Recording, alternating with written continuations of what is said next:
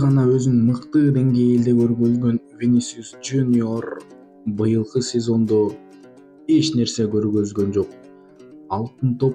Родригодон алтын топтон утулуп калгандан кийинки сезондо мындан 2 эсе жакшы ойнойм деген Винисиус негизги оюндарда эч нерсе көргөзгөн жок. Реалга жаңы келген Эмбапеге ордун бошотуп берип, өзү экинчи оюнчу болуп калды. Сынакты Реал сатып жибериши да мүмкүн деген маалыматтар бар. Ал эми биз азыр ошого окшогон кимдин оюну жаман болду, 24 жана 25 жылдагы сезондогу эң жаман оюн көрсөткөн топ 10 оюнчуну атайбыз. Сиздер келишесиздерби менен? Эгерде статистика менен келишпесеңиздер, комментарийга жазыңыз, кимди алып кошоруңуз бар. Дегенде эле МЮдан баштасак, негизи МЮнун мындай сезондогу оюну үчүн жарым составын алып таштаса болот.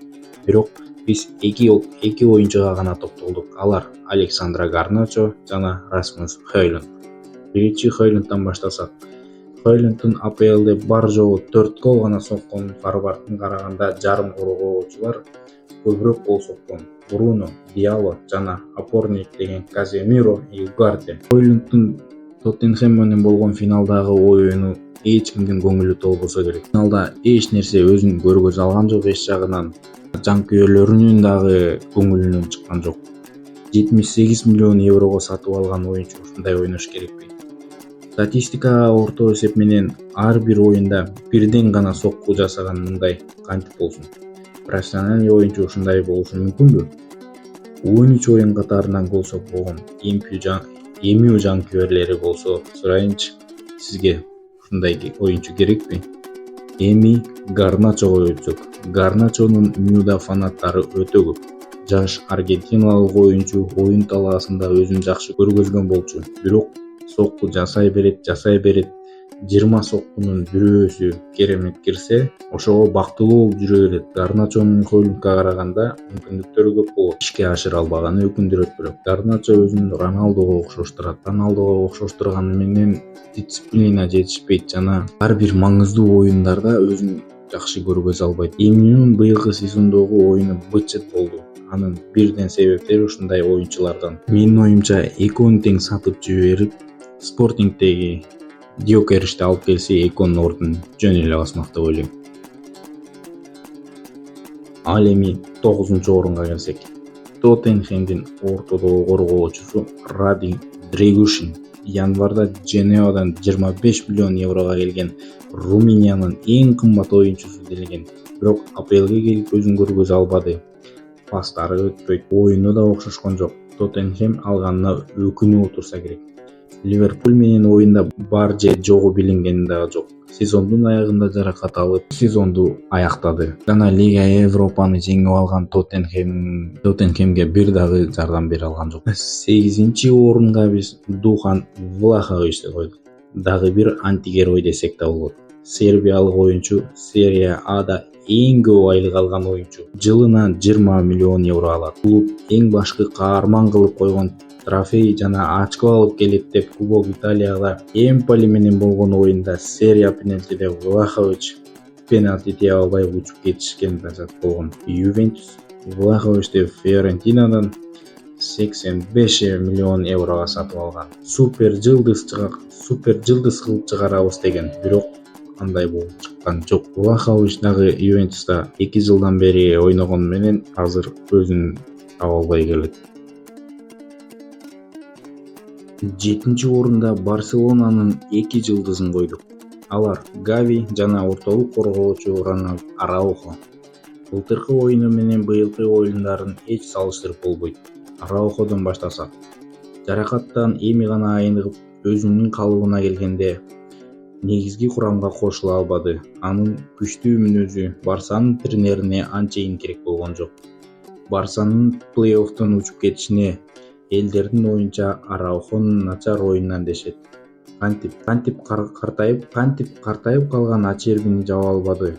Не ал уктап аттыбы деген да ойлор болгон. Баса былтыр да Лига чемпионовдо Араухо кызыл кагаз алып ПСЖдан утулуп качкан экен.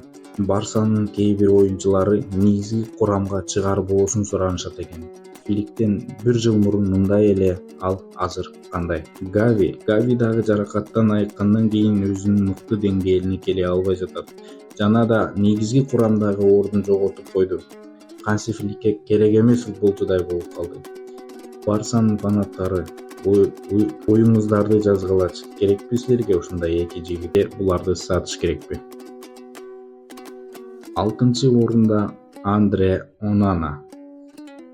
Интерден МЮга келгенден кийин Онана ар бир оюнда гол жиберип, МЮда мыкты болот деп атып, мыкты мемге айланып кеткен да жайы бар. Онананын финалда жана жалпылай сезондо оюну эч бир МЮнун жанкүйөрүнүн көңүлүнө толгон жок. Ар бир оюнда ката кетирип жатты. Жана дагы өзүнүн Интердеги оюнун эч бир оюнда көрсөтө алган жок. МЮ дагы Дехеянын ордун баса алган жок деп айтсак дагы болот. 5-орунда Родриго де Гоэс. Реал Мадрид оюнчусу Родриго дагы мурунку сезондордо негизги оюндарда топ жарып, гол согуп жүргөн оюнчу болсо, быйыл эң начар оюн өткөрүп жатат. Ушул сезондо гол да жок, пас да жок. Жок дегенде оң капталда ойногон дагы бир оюнчу болгондо атаандашты күчөп мыкты сапатын көргөзөт беле же скамейкада отуруп калат беле. Сезон бүткүнчө Ла Лигада 25-январдан бери бар жогу 12 оюн өткөзгөн. 1 гол сокпогон, ассист да бербеген. Менин оюмча Родригону сатат. Кээ бир кызыккан клубдар да бар дешет. 4-орунда Ливерпуль быйыл чемпион болду. Арне Слот келе салып трофей жеңип алды. Командасы баары мыкты болду деп айта албаймын. Алар Дарвин Нуньес и Эндро Робертсон. Буларга 4-орунду бердим. Коргоочудан баштасак, Робертсон клубтун учурунда негизги лидерлердин катарында саналчу. Ал азыр ар бир оюнда начар оюну менен көзгө түшөт. Бирде автогол жиберсе, бирде Робертсондун айынан голдор келет жана кызыл карточка алып да үлгүргөн. Эми Дарвинге өтсөк, уругвайлык оюнчу заменге чыгып, адаттагыдай өзүнүн мүмкүнчүлүктөрүн пайдалана албай келет. Азыр соккулары жакшырып калгандай. Ооба, таң калбаңыз. Мурункудан жакшы. Биринчи Жота, экинчиси Диас, Дарвин үчүнчү болуп заменден чыкчу оюнчу болуп калды. Фабрицио Романо Дарвин Нуньес Ливерпуль менен жазда кош айтышат деп да жазган жана маалыматтарга ишенсек, Атлетико Мадрид кызыгчуулук танытып жатат деген маалыматтар бар. Сиз калай ойлойсуз?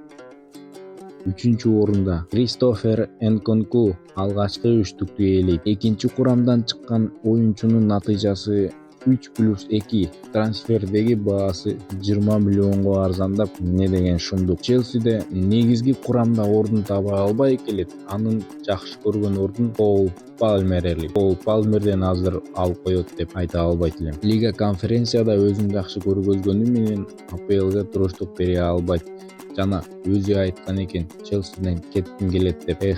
Көптү үмүттөндүргөн оюнчу эле. 2-орунда Рафаэл Леау. Сиз муну күттүңүз беле? Топ 10 болот деп. Милан Лига чемпионовдон учуп кетип, анын себептери клуб кризисте дейт. Португалиялык оюнчу серияда 8 оюн гана өткөзгөн, гол да сала албаган жана кубоктук оюндарда негизги курамга илинбей да калып жатты. Леау таланттуу оюнчу. Талантын пайдалана билбесе, Милан менен кош айтышып калуусу дагы мүмкүн. Ал эми 1-орунга ким деп ойлойсуз? Албетте, Манчестер Сити оюнчусу.